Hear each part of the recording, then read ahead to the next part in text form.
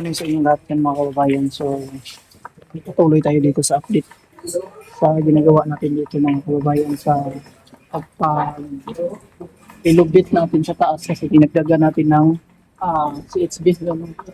Pinakyat natin hollow blocks. Yan, dinagdagan natin tapos ginawa natin ng finishing. So mag-intro muna tayo para makapagpatuloy tayo sa ating gagawin ngayong araw na to. And good morning ulit.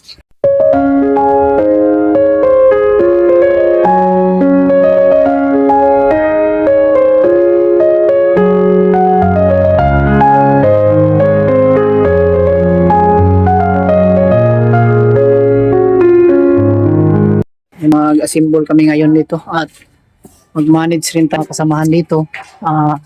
Kanilang gagawin mga ka-idol kasi hindi pwedeng pabayaan natin to sila sa gagawin, no? Kaya dito ay at least silang i-guide kung ano mas importante na gagawin para at least hindi magsayang yung oras na gagawin.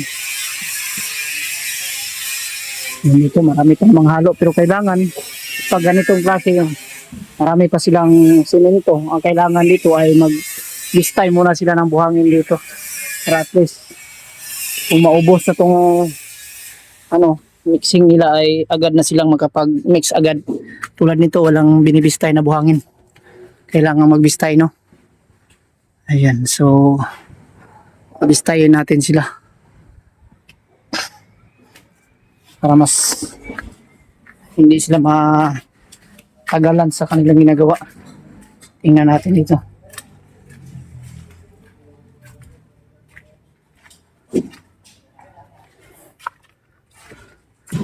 Dito na lang siguro na ibutang sa kuan, dito sa pinakatumoy. Oo, anya na pag humani mo tanggal niya, matapok nimo. Tapos kuan sila. Ha? Mo ni? Ayo diri mga buwak ni diri. Pwede ipasok mo dito, pwede na siguro. Pasok. Sige. O ayaw din dali. Na itago din ako, nalipiyuhin na din na. Pero mas safety dito dito kaya wala mo kahoy dito. Matanawa dito. Dire, tanawon dito. Dito. Pwede naman dito butang tumoy. Kay dina mo ginatapok ang kahoy para dili na layo sa kuan ba. Kanang kuan. Pwede na dito tumoy. Dre daghang butanganan dre yung safety. Hindi siya ma-istorbo ba. Pwede gyapon ni na pero napa may nagkuan dia. May nagapuyo dia. Dre. Abdanan na dre. Para ako kay hawan dre. Sulod to ni matanan dre. Dre dalom. O dre to butang to mga glass. Ito mo kan piyuhin ang daan niya. Pagbutang mo sa glass kung makaya, butangin plywood. Para dili siya magtubig. Kay ang may ahasa dire. Pwede gyapon dire pero wala mi ka siguro dire kay maghulog-hulog pa ben magbungkag pa mo kun taas dire gud napay mga bungkagon dire ba semento kana na kanang mga semento ha bungkagon mo una. Tibagin na diha. Ya pwede na anaan lang ako ano. Muna na plywood ikaw man hutanan para at least dili siya mapiksan ba kay para secure na pudaan. Ha? Malaki po yung pwesto dito. Nakapalag ginawang dugtong yung dalawang kwarto.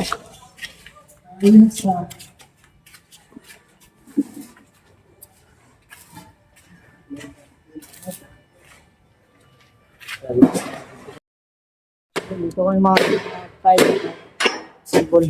So thank you so much sa sponsor ni Sir Elmer Igualos sa kanyang eye protection or shade, no? So galing pa to ng New Zealand, you know? Galing New Zealand kay Sir Elmer Igualos. Thank you so much Sir Elmer. Shout out sa inyo dyan. God bless at ingat kayo palagi dyan sa New Zealand. Gandang gamitin.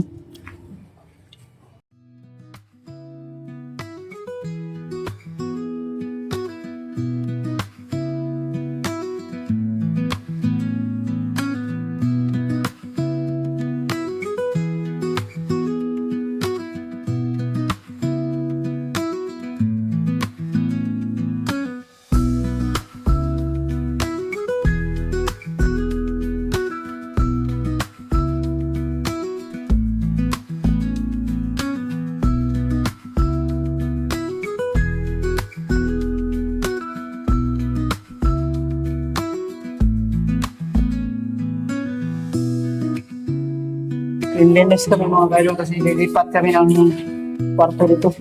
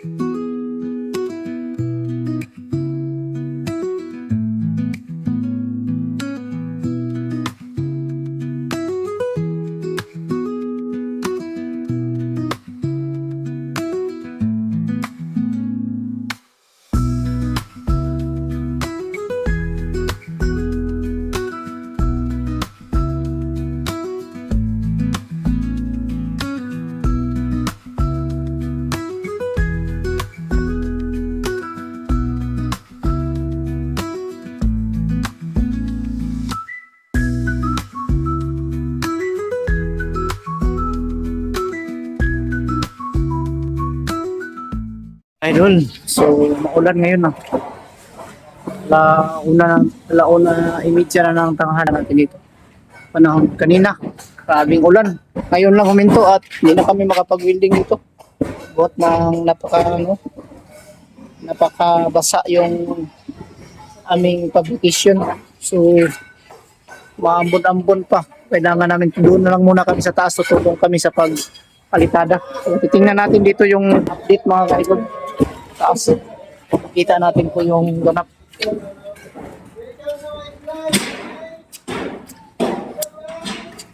Ayan o. Tingnan nyo dito ang tubig o. Aming tubig. Ito na po yung nangyayari kapag yan, inaangat natin yung parang nasa swimming pool na sila dito o. Grabe na pong tubig dito. Tinanggalan na po kasi ng bubong sa taas mga kaidol. Ipapakita natin dito. Yan, kailangan linisin to para at least wala na pong itong hagdanan na to ay pagdating ng araw ay tibagin to kasi yan po yung gusto ng may-ari. Wala na pong problema kung may dinikit mo na mga ano dito mga simento kasi tatanggalin rin yan. So dito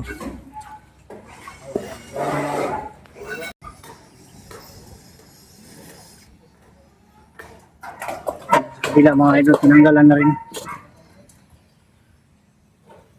Labas sila doon.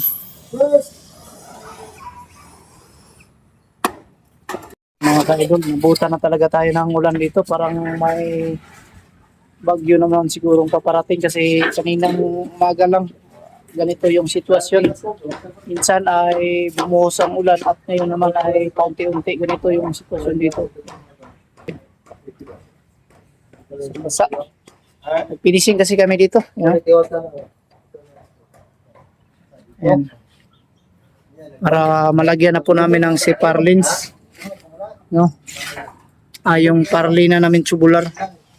Ito dito, hindi pa natapos yan. Yung dito sa gitna, mga ka-idol, hindi ito sasama sa dugtong ng hollow blocks kasi plano ng boss namin ay gigibain to dito. Babaguhin po yung disenyo nito. Itong nakaano siya, itong nakaganito, nakabali yan.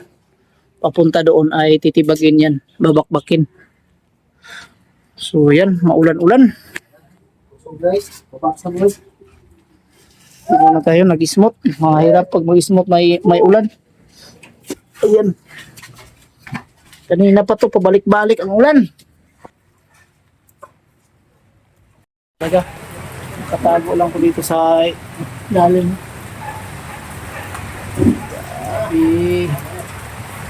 Yung finishing natin ay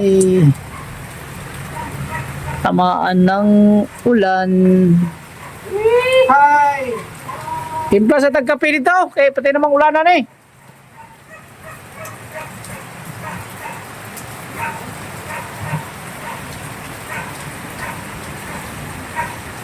Ayan eh. Usap dira ka. Kami lagi hold diri tulo.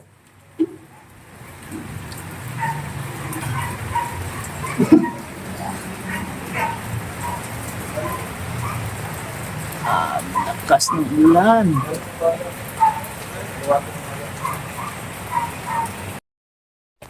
Yung maulan na panahon dito. Yan, nakapag-finishing na kami doon sa loob. Yung part na yun ang nakikita nyo. Sa loob yan. At ilan pa sa loob. Ang kulang na lang is banda dito. Banda dito yung mga likuran yan at saka yung part dito. Yung dito ay kulang na lang sa pag smooth finish at yung dito ay hindi pa na umpisahan sa pagpalitada. Yung sa loob, yung banda doon. Daan natin mamaya kasi may ulan pa.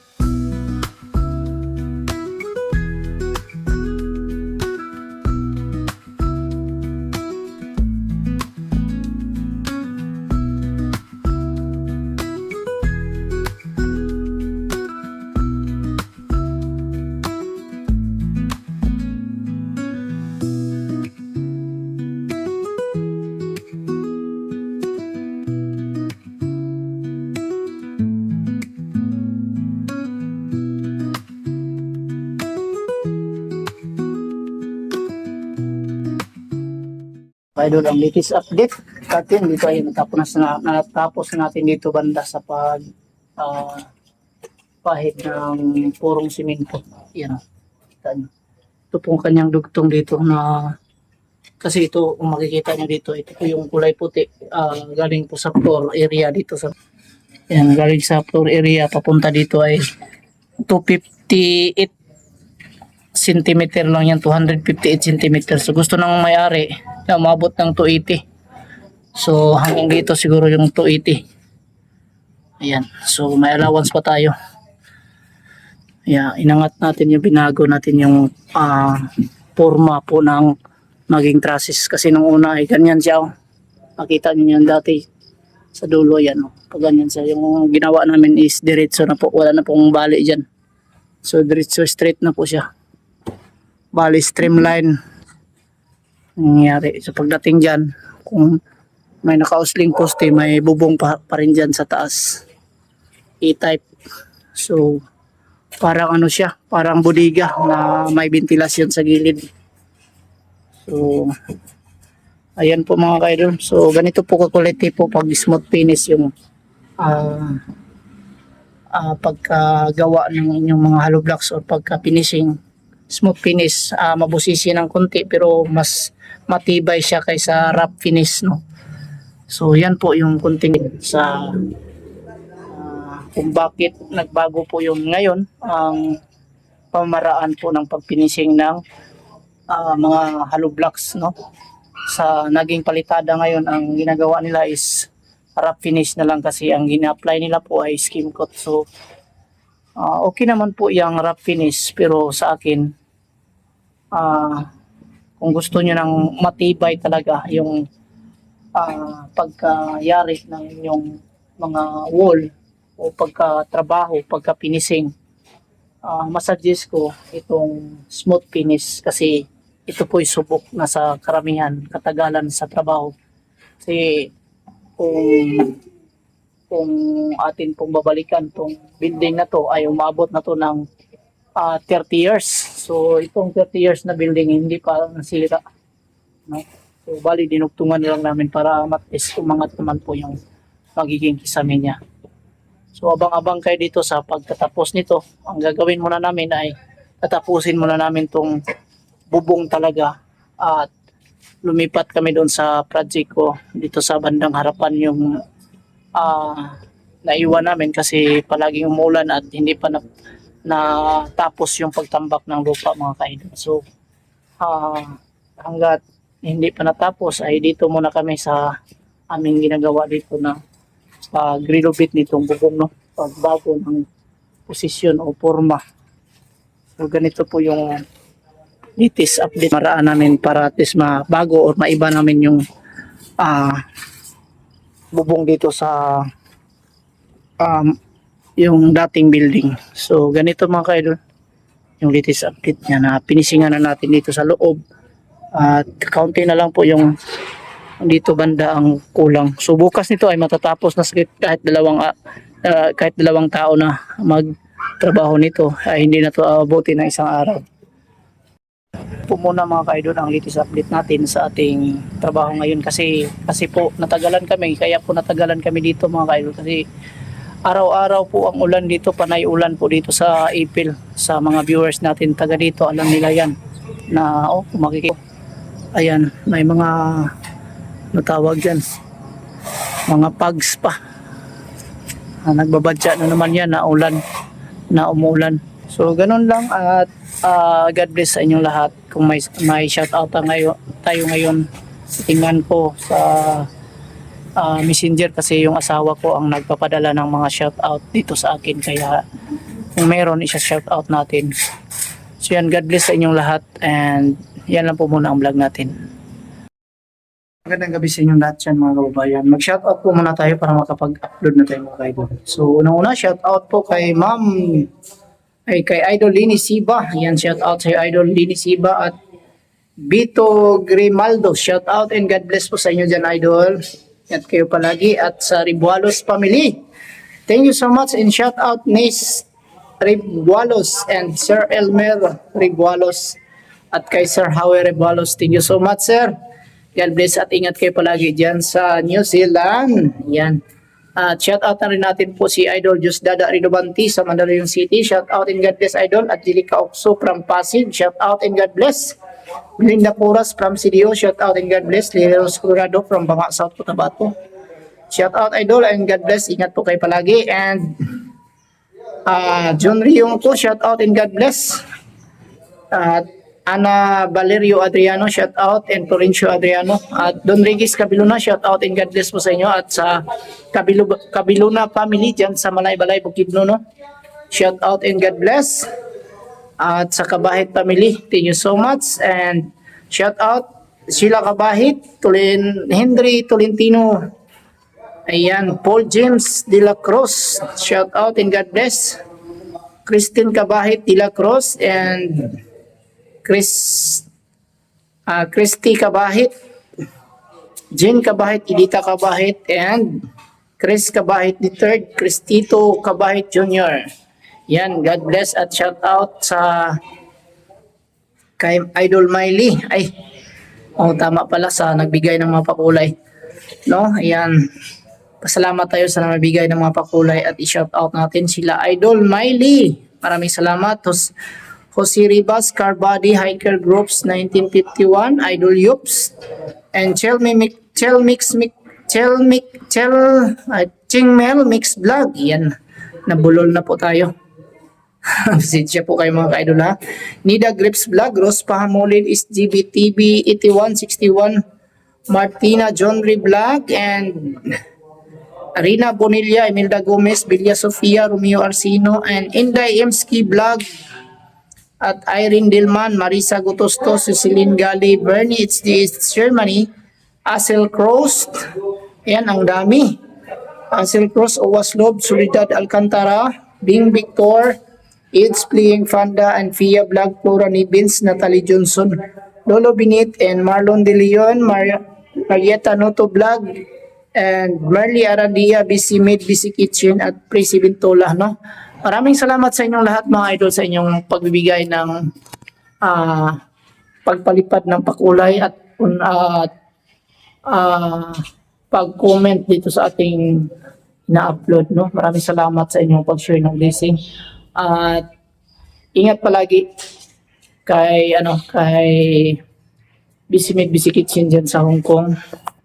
Ingat po kayo palagi dyan idol sa lahat po ng ating mga viewers sa ibang dako ng ating sa iba-ibang lugar sa ating bayan, no? Sa bayan kung saan kayo naka nakatrabaho ngayon or nakatira. So pasensya na po. And ingat kayong lahat. Always palagi mag-pray. God bless and bye-bye. Yan lang po muna ang ating vlog.